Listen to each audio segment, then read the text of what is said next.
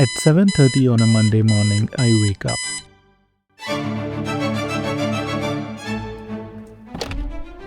I go take a shower, make breakfast,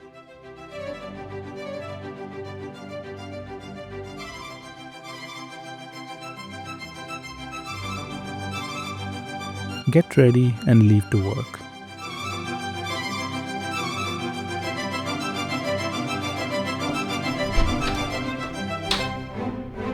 I take a quick bike ride to my office,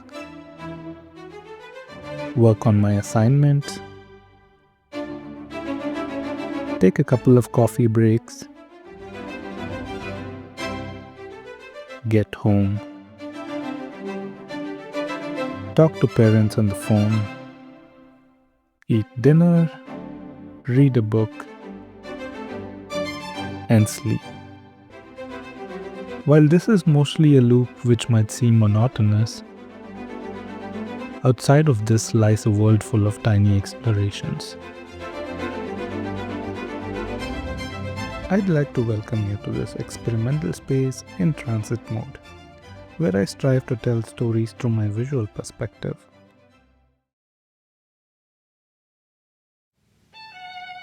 Let's talk about Lübeck, which I've been calling my home for a while now.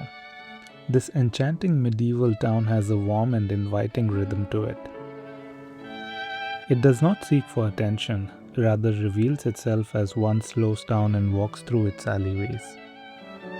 When people talk about Germany, it's the big cities which come to mind, like Berlin or Hamburg. But towns like Lübeck carry a quieter kind of story. Once hailed as the queen of the Hanseatic League on the coast of the Baltic Sea, it played a significant role in shaping medieval trade and politics in Northern Europe. The town these days is much softer and laid back, but its beauty and elegance echo in the old brick buildings, the cobbled streets, and the river Trave flowing around it.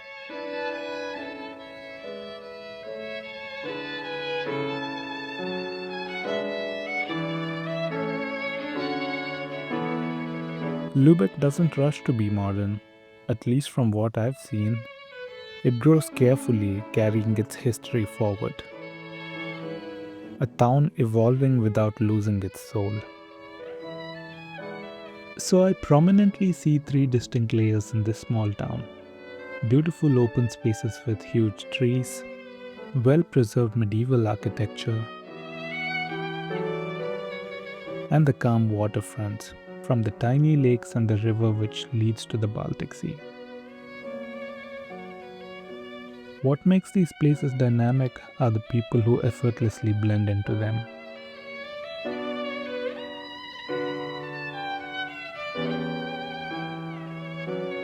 Living in the old district of Lübeck as an architect, I come across several interesting aspects of this town. Like the water flowing around the old town which acts as a quiet boundary, the brick churches that stand tall against all the odds, and the geometry of the streets which guide one back to the river no matter what direction one takes. These are just some of the observations I can't help but notice in my everyday life here. In the next part, I want to explore more of what this town has to offer.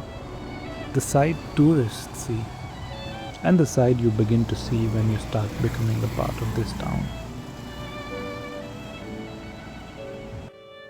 If you made it until here, I thank you. And if you liked what you saw, consider hitting that subscribe button. I would appreciate it. And remember, if you have ever felt in transit, this space is for you too.